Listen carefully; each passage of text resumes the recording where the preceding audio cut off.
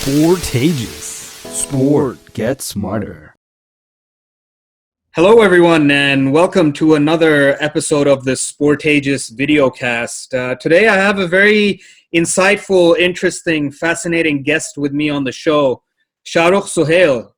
He's a sports management professional with a passion for football, and he's also one of the pre-eminent voices for football in Pakistan. Welcome to the show, Shahrukh. Thank you, Zishan, for taking out the time and inviting me to have a chat on Pakistani football. Yeah, absolutely.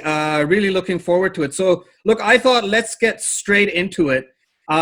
When we spoke last time around, you said this one thing to me, and it really sort of stuck by me. You said, you love football, and you supported a big Premier League club for a long time, but when the Pakistani national team plays football, the passion and emotion for you is something else. Break that down for me. Tell me how, what it is about the sport, and in particular, in the context of Pakistan.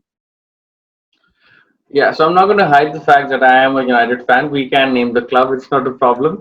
And I was a sort of United fan, who started watching heavily. I was a United fan since the age of 14, and I started watching regularly back in the day. And I'm talking about watching League Cups at 3 a.m. And this is the, I think, 2009-10 season when I really started watching football on a very frequent basis.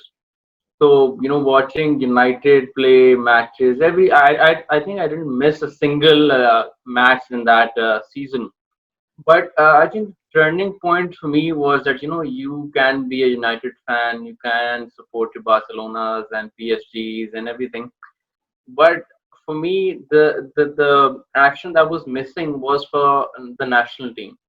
And once you see a team that you can truly relate to, because you can be a United fan here, but you're living in a bubble essentially. No matter how much you relate, you can't truly relate to that team. But when you watch your own national team play, you stand for the national anthem, and you see these boys. So your heart fluctuates with every pass, every shot, every try at goal. And the turning point for me was the SAF Championship in 2013, which I had the privilege of watching from the stands in Nepal. And I distinctly remember this game against the home side Nepal, where 30,000 Nepalis packed into Dashrath Rangasala, and the national team was standing for the anthem. And few moments into it, I realized there are 11 players on the pitch that are singing this national anthem, and then there's me in the stands, and there's no one else. So I think that feeling just changed, or practically changed the course of my life forever. Yeah, wow, that's it sounds like an absolutely phenomenal experience, because I mean, I've been to football games and I've been to sports games, but I've never been the only fan for one particular team there. So I probably can relate, but I think that's a fascinating story for sure. It's interesting that you mentioned Nepal, and this is where I want to get a little bit into South Asian football as a whole, and then perhaps wrap it around with the story of Pakistani football. Nepal is a country with under 30 million people. Relative to Pakistan in terms of population size, it is tiny. Yet in the FIFA rankings, even in the women's side of the football rankings, they're far higher than Pakistan. What's, at a very general level, what's the issue? What are we missing here?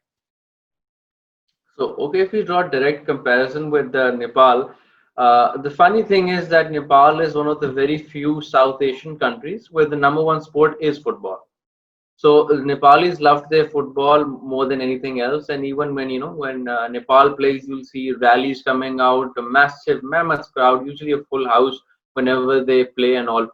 The thing with Nepal is that being the number one sport, obviously their league is far more developed than ours. You have mostly private clubs playing, which is in contrast to what we have in Pakistan, departmental systems.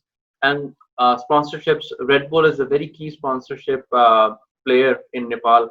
So So all of this money has translated into Nepal being developed in terms of their place and their league being more professional. We've had some actual Pakistanis go and play in the Nepali league as well in the last decade or so. But the funny thing is that in the last four encounters, Pakistan has actually beaten Nepal in all of their games. So Nepal, despite having a far more professional setup and all, Pakistan has usually emerged as the better team in their encounters. And normally, Nepal hasn't really done well in terms of the South Asian region. Of course, their population is a challenge as well. They are working on a lot of things. Again, politics is one of the problems that they face over there in the last 5 years or so. But in terms of the league, they are far ahead of Pakistan because they have private ownership. They have a regular sponsor. In Pakistani football, we've not had a long-term sponsor for the national team or the league in its entirety, apart from maybe one or two exceptional years.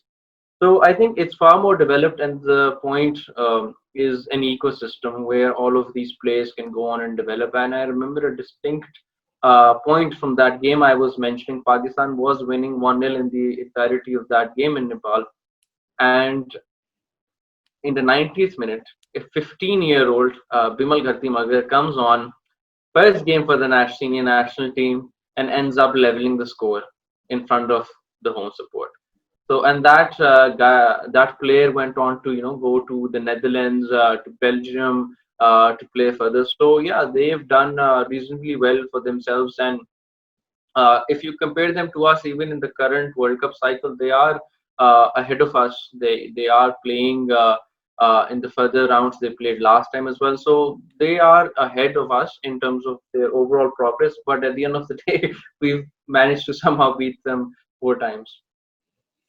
Yeah, oh, absolutely. And you touch on those fans, and I saw Nepal play the Socceroos here in Canberra Yeah.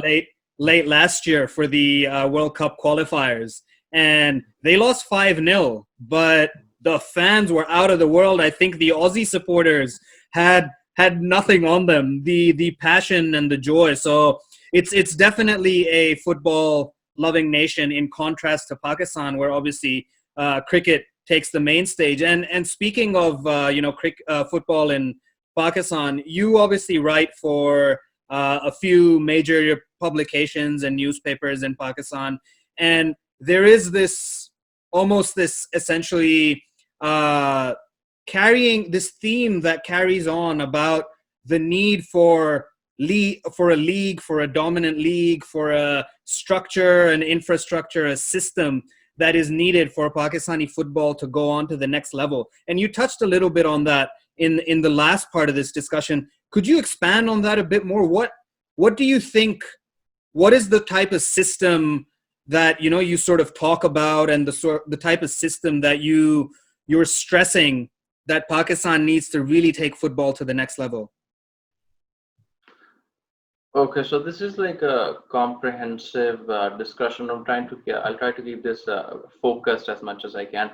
So I did this article for Dawn yesterday as well, and this article came as a result of discussions that have been held in the Pakistani football sphere for the last few weeks. So what happened was there were a number of people talking about launching a franchise-based league in Pakistan, and in the past I've been an advocate of that too a couple of years back. But the problem that we've seen with the franchise-based model is that it tends to take away the focus from football itself, and a lot of finances are diverted to things that can be avoided. Franchise cost is a very good example where the money could be far better spent than just being incurred as a cost that can essentially be reduced. But let's talk about the league itself. People tend to get confused that we don't have a league. That's not true. We have a league. It's called the Pakistan Premier League.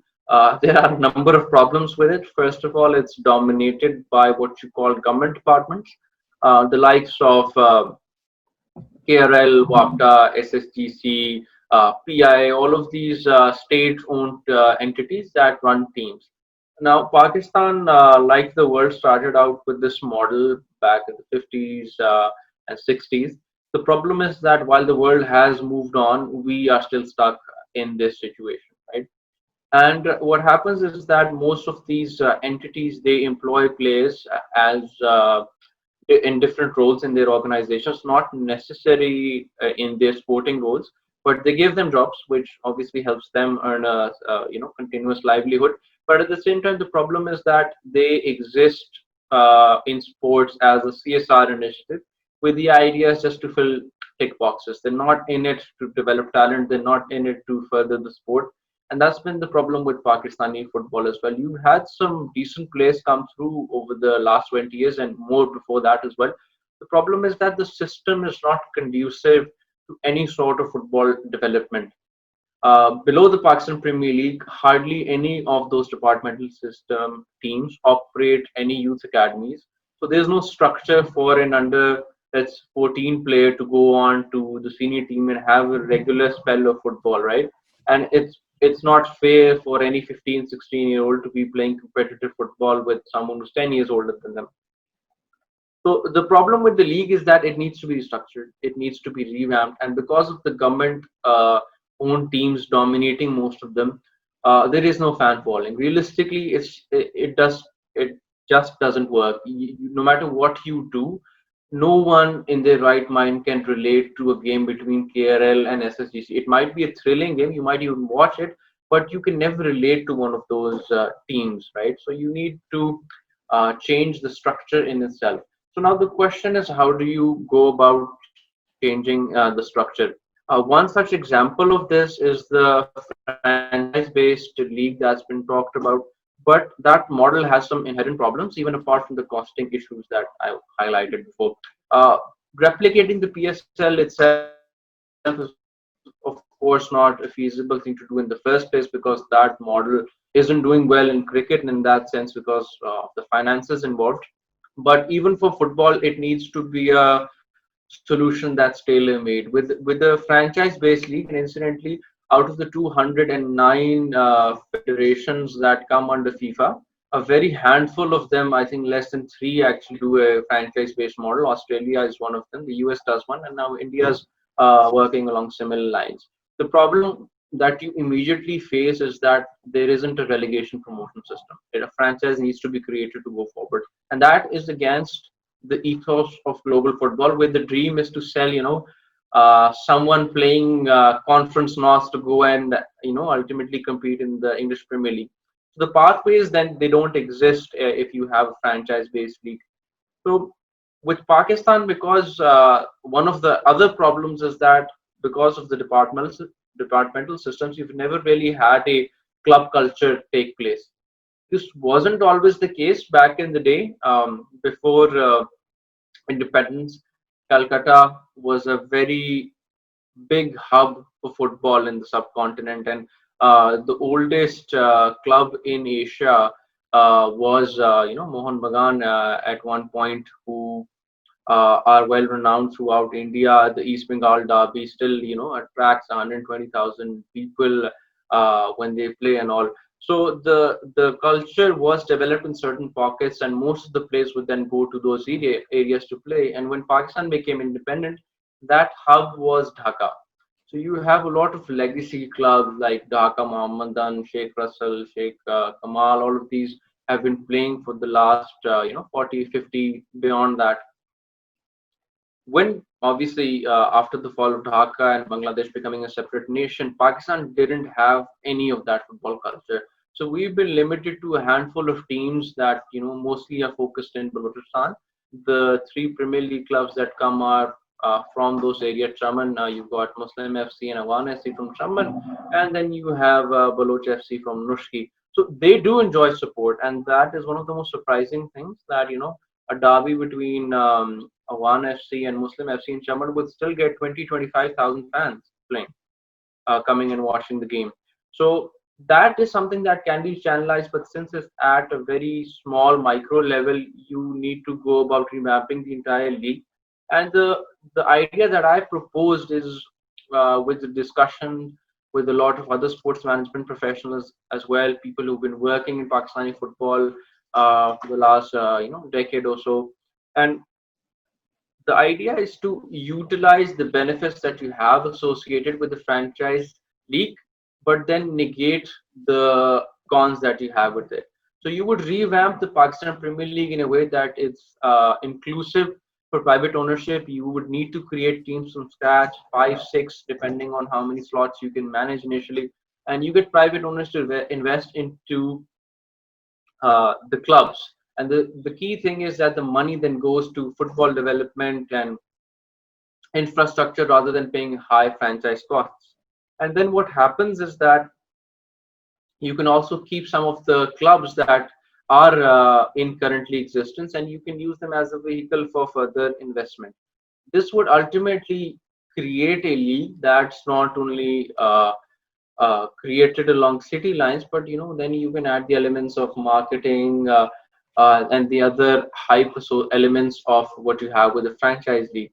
Another key concept that the franchise league cannot work with is meeting AFC criteria. So when Pakistan, like all the other nations in Asia, when they have league winners, they get to compete in Asian continental competitions. Up until a while ago, I think 3 years now, I believe, if I'm not wrong. Asia used to have a three-tiered system with the AFC President Cup, the AFC Cup, and then of course the AFC Champions League as well. So what happens with them is that Pakistan gets a slot in the AFC Presidents Cup back in the day, and now we have the AFC Cup, but we get the lowest possible slot, which is pre-playoff area where we have to first play a playoff, get to that stage, and then go to the group stage. So, and that is solely because our league doesn't meet the criteria for participation, and there isn't a licensing system in place to help us progress. So the league obviously has to cater to that. If it doesn't meet criteria for the AFC Cup, and if it's a franchise-based league that runs 2-3 months, is not going to be considered a league as per FIFA in AFC. And this is what the problem emerged when the ISL came onto the scene in India. It wasn't considered a league; it was a tournament. And in the next few years, it had a very long and protracted battle with the existing I League, because the I League was the top tier, the ISL was newly formed, and it's turned into a big mess for Indian football, and a lot of legacy clubs were at problems. You've seen recently the merger with ATK and Mohan Bagan, and then a club started folding as well, which is never a good sign. So Pakistan needs to avoid that. Fortunately or unfortunately, we won't face the same problem because there isn't a club culture here of that nature in the first place. So we have like a virgin market where we can start from, but the key thing is doing it right, something that is sustainable in the long run, and ultimately where the priority is football. You take the best of what the models have to offer, and in the end, you create something that is tailor-made to Pakistan. It's a Pakistani solution to a Pakistani football problem. We can't import and impose a solution on this. Yeah, wow. So there is a whole lot of things to break down over there, but thank you for obviously sharing those insights. What I guess what I want to know, and I guess a lot of people would be asking, you've obviously suggested this idea and you've worked with other people within your field and the industry to sort of come up with this sustainable model that caters to both rejuvenating the league, but also adapting it in a way that isn't necessarily like the franchise-based models that we've seen in India or so on. How realistic is this? And what is the likelihood of something like this manifesting in Pakistan from what you understand, and obviously being on the ground there, being a part of this? Okay, so there is a genuine interest in Pakistan in doing something like this from the private sector, and that's the key takeaway, right? So we've not had the sort of interest in the past, and this has only emerged in the last few years. And I think PSL also deserves some credit for this, because the way it has captured the imagination of the public, people naturally want to venture on to the next sport, and football is the number two sport definitively in Pakistan. The key thing here is that people have worked on ideas to start this. There has been open talk about a franchise league, and I've also had the privilege of working with some groups. I can't name them for confidentiality reasons, but the interest is there. They want to do it. We've also conducted some pioneering football research with Nielsen that has validated a lot of our claims for the audience that we've seen in Pakistan, a lot of following in key places, a lot of surprising things for me as well in terms of what the market size is and what can be done. So when there is a will to do something, there is a will to make this happen. The most important thing is doing it right, and I think this is where the Pakistan Football Federation comes in, because they are one of the key stakeholders, if not the major shareholder in a situation like this. They hold the rights to this. They hold the rights to the top tier league in Pakistan, and what they recently said after there was a discussion going on, they said that uh, we are the people, we hold the rights to this, and no one will be allowed to hold a private league. I think, of course, the PFF needs to be investor friendly, and I think maybe uh, the words didn't come across as the way they should. I can understand the intention of taking claim that they own the rights, but they have to work with the private sector. The clubs ultimately need to be privately owned, and the key thing is that the federation will decide what this sort of league is. And throughout the world, this is the healthiest, sustainable model for football. Pakistan's unique problem of not having a club culture needs to be addressed, and that is where you try to take in the best of what a franchise system has to offer, which allows you to create new identities, bring in new investment, and of course take the marketing associated with that league and then combine it into a football structure that works for Pakistan. Yeah, absolutely. And interestingly, you touch on that idea of the audience size and the appetite being validated. What is it like at the grassroots level when it comes to football in Pakistan? Are kids, obviously, you're saying that there is obviously this appetite, but how interested are the youth in football? Not just, I guess, in terms of watching, but also playing the game. Okay, so some of the research, of course, is a bit confidential, but adding to that, there are two to three key statistics that will help you understand football as a market in Pakistan. One, in 2006, FIFA conducted this big count survey throughout the world, and Pakistan was one of those countries. And they conducted research on the number of football players in each country back in 2006. So this is 14 years ago. And the number they came up with was approximately 3 million football players in Pakistan in 2006. That number placed us into the top 20 countries of the world when it came to number of players. So you translate that with 14 years of population growing at a very fast rate, that number is going to be pretty high, possibly doubled by now. So that indicates that the population size of our players who are on the field is very high. Then you look at the other element of people watching the game. Openly available research from FIFA at the 2014 World Cup indicated that we were averaging 2 million viewers per match. And the total audience size for that World Cup in 2014 was 14.9 million people. And we were Asia's eighth largest market for the FIFA World Cup, despite having no team at the FIFA World Cup finals. So those numbers are a marketer's dream, but the problem is that our marketers are obsessed with cricket and cricket alone. Football is, I think you'd be very aptly summarizing if you would say that Pakistan is perhaps Asia's largest virgin football market.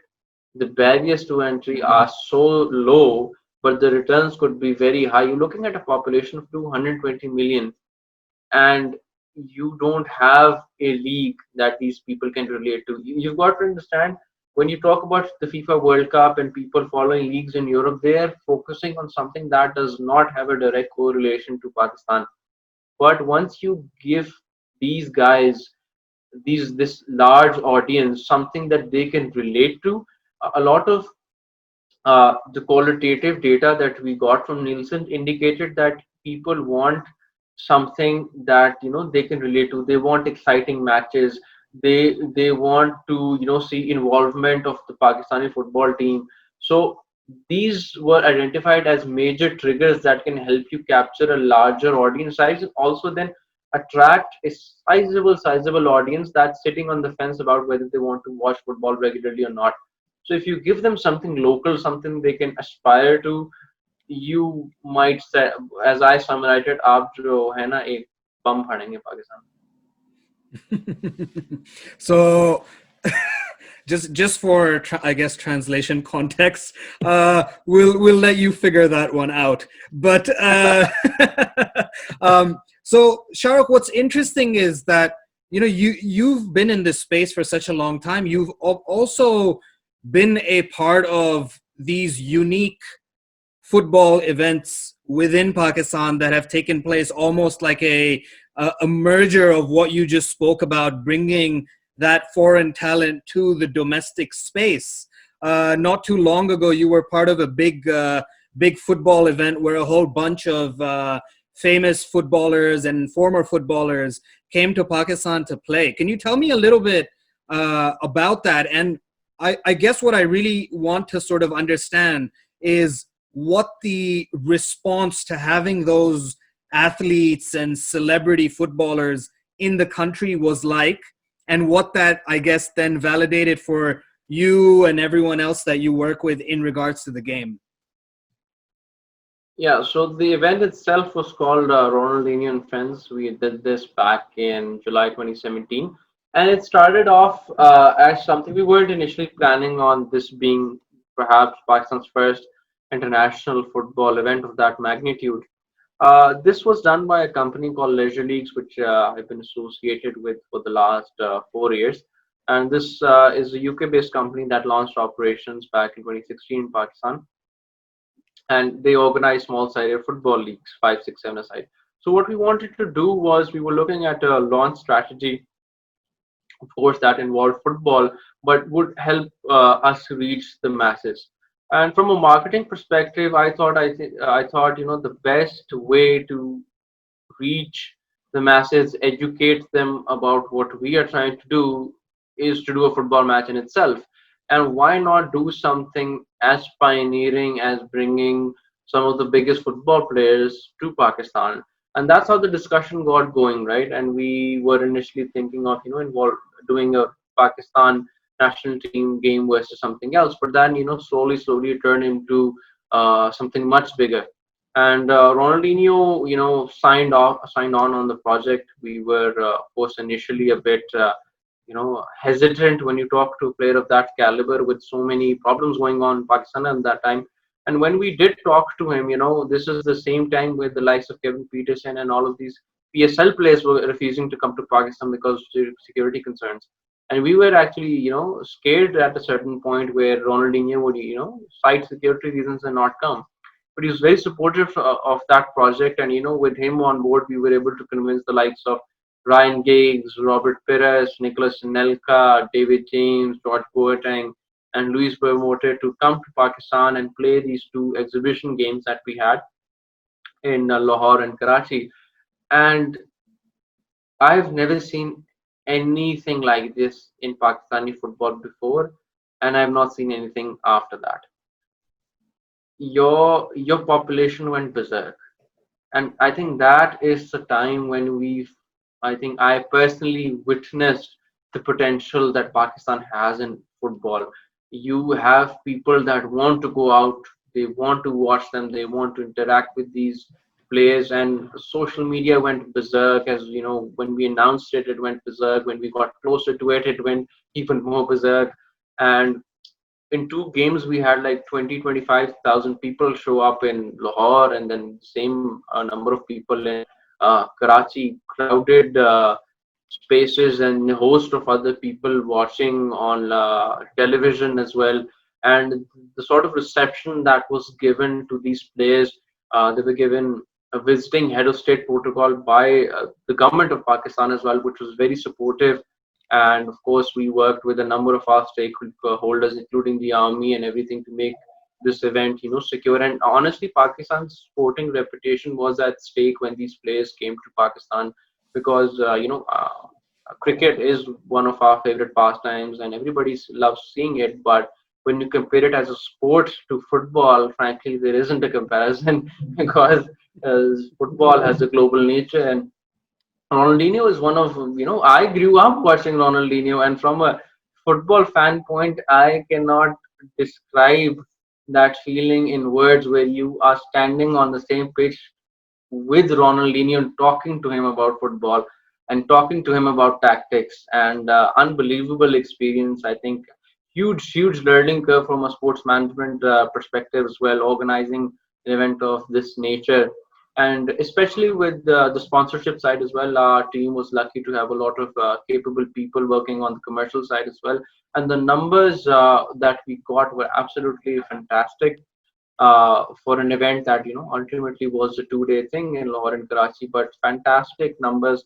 Never seen that sort of amount being spent on football before, and that catapulted. I think that started a trend where a lot of brands invested into football. After that, we've seen immediately after that we saw Coca-Cola coming into football in Pakistan, bringing that World Cup trophy to a.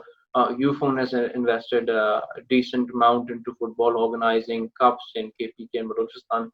And this is the first step, right? You need brands to invest into football, and this is where I'll tie up with a previous conversation, is where you need a league. You need, the brands will not develop something themselves, they need a platform. Coke would like to be a title sponsor for a league, they wouldn't want to set up a league themselves. So this is where I think the role of a league comes in, because that not only creates the opportunity to involve the entire private sector with the federation, but also creates an ecosystem where these commercial opportunities, and ultimately, if you get to that point, is where you start getting decent names that can come into Pakistan and actually play football on a regular basis, rather than an exhibition game. Yeah, I think the aspect of the league is sort of underlying throughout where this conversation has been, and where it's I Yeah. feel going to go as well, based on my next question. Well, look, firstly, I have to say you're the second person I've spoken to who's been in close contact with Ronaldinho, so I feel like I'm getting a little bit closer, because I'd spoken to Edward Van Gils on our podcast last year, who's obviously the legendary street footballer. And just a plug there for the viewers, if you want to go listen to that conversation with Edward Van Gils, you can check out the Sportageous podcast. But Shahrukh, I guess so this has to do with the international players coming to Pakistan and playing there, and a lot of fanfare, a lot of buzz. Like you said, people went berserk. It was a remarkable sort of 2 days of exhibition games, and obviously it was in a far more difficult time in terms of the security situation than we are in currently, I believe. But what about Pakistani footballers themselves? Now, there's been a lot of this almost attracting foreign-born Pakistani talent to play for the Pakistani national team. You've had several players who played in the UK, even the likes of former Fulham Premier League player Zesh Rahman captaining the team, and so on. So, tell me a little bit about that, and what the thinking around that was, and how do you think that impacted football in Pakistan? Okay, so with the foreign-based players, that's been a bone of contention in Pakistani football itself over the last 15 years, ever since Zesh made his debut. And I've been involved closely with that process. The organization I was working with, footballpakistan.com, where I started from actually, has been the pioneering force in that. They are the ones that convinced the Zesh and all of these other players since that to come out and turn out to play for Pakistan. Now, the basic principle for that is there's a debate, whether these guys are fully Pakistanis, or whether they deserve to play for the national team and all. My question is this: you need to pick players, you need to find the best players. You need to ensure that the team is playing with the best possible talent, regardless of where it comes to. If they have a Pakistani passport, they have a Pakistani CNIC, and they want to play for Pakistan, and they're good enough. That's all there is to this. And this has been hotly debated. And foreign-based players, I think the contribution, I think the problem that they face is that despite their involvement, we've not been able to win a major title, right? And I think mostly we've been unlucky. And the reason for that is if you look at the SAF Championship, which is the easily available tournament to us, which we can win and grab a trophy at. Over the last 20 years, the best team we had was in 2009, primarily comparison, primarily composing of our foreign-based players, and that team should have won that SAF championship. We've not had a team of that quality in a long time, but they were hard done by a few unlucky moments in key moments in a few games. But they deserved to go forward, I think.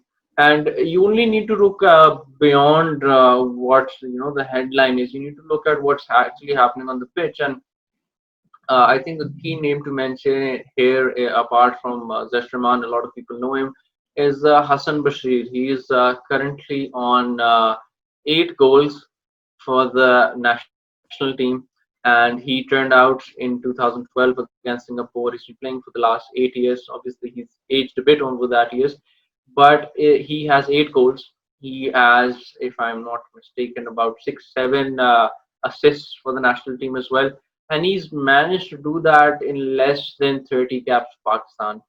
And the key thing here is that normally we don't have players like this scoring goals at this rate for Pakistan. And the highest ever recorded tally we have available for the national team is 9 goals, which Isa Khan is the current holder. So Hassan Bashir is 1 goal away from becoming the joint all-time top scorer, and I think he just needs a game or two to start scoring. So you have all these players. You've got Hassan Bashir, who plays as a striker. He's from Denmark. You've got number of other countrymen from the same area. Yusuf Bhatt, who was a terrific goalkeeper, made the highest number of saves at the 2018 SAF Championship. You've got Adnan Mohammed, Yusuf's brother Yaqub as well. Adnan, a terrific winger, played in the Danish Superliga, scored a beautiful goal against FC Copenhagen as well. So quality players, and the idea is with these players, you complement that with the best that you have to offer domestically, and you create a good team. And you currently have some excellent option available in Europe as well. You've got Ghayas Zahid, who's back at Apoel after a loan spell at Panathinaikos. First Pakistani origin player, hopefully a full Pakistani as well in the future, but first Pakistani origin player to play in the UEFA Champions League, played against Madrid at the Bernabeu, so you don't see that happening often. And then you have Etizaz Hussain as well, used to be Solskjaer's prodigy back at Molde. And then you've got Adil Nabi, who's doing really well for Crete in the Greece Super League. So you've got quality options coming up as well that can be used for the national team. And the idea is just to create the best possible team for Pakistan. And at the end of the day, I think talent and ability alone should be the decisive factors in anyone's selection, rather than their place of birth. Look, Shahrukh, I have to say, you are probably one of the most optimistic people I've spoken to when it comes to Pakistani football. And that's fantastic to hear because, like I said, more often than not, it's all doom and gloom. And on that note, I guess I do want to end our conversation with a bit of optimism and ask you, what do you envision for the future of football in Pakistan, and what do you sort of where is the trajectory headed, with a bit of this dose of optimism that you've sort of given across the conversation? Okay, so the dose of optimism, and I've been told this before, but the thing is, as you said, there's a lot of doom and gloom in Pakistani sports, Pakistani football in particular, a lot of problems and everything. But if I were to summarize this from my perspective, I gave a TED talk 2 years ago, right? And it was focused on the Pakistan national team and my dream to ultimately see them at the FIFA World Cup. And that was the TED talk was very aptly titled "Dreams of a Hopeless Romantic." So Yeah. I think you need to have that romanticism of taking it forward, and that is what helps you go through a lot of problems. If you did not have this optimism, I would have probably given up. Maybe after 2 3 years when you've seen two three. I've personally seen three World Cup cycles where Pakistan has participated and failed to win a game. We've never won a game itself. There are a few people that have been watching and been have dedicated their lives to this cause, and it is a cause. We are rebels in that sense. We want to see Pakistan at the World Cup, and it's not impossible. It is doable. It requires a lot of investment. It requires a lot of effort. It requires the right people at the right places. But when Iceland can do this with the population of maybe one chota corner of Karachi, so I'm sure we can do this as well with the right strategy and all. In the next few years, I think with the invention of a new league, that is going to be a game changer for Pakistan, because when you have a football ecosystem where players are being developed, with the national team is progressing, a league is the center of all of that. And once you do that, that's going to raise accountability for the federation. That's going to involve private stakeholders into this ecosystem, and that's never happened before. And we've seen a lot of Asian countries do really well in the last couple of years. Vietnam's rise is noted, Philippines has done really well, and the league, the progress, I think everything is tied down in one way or the other. And hopefully, we can see some progress in the next 2 3 years, and ultimately maybe 30 40 years down the lane, Pakistani team at the World Cup as well. Well, you heard it here, everyone. Shahrukh, thank you so much for being on the show and sharing your insights into football in Pakistan. I think that a lot of the people tuning in and listening in will get value out of this conversation that we've had, and really appreciate you being on the Sportageous Videocast. All right, thank you so much, Sushant. Best of luck with everything, and let's see what happens in the future. Thanks.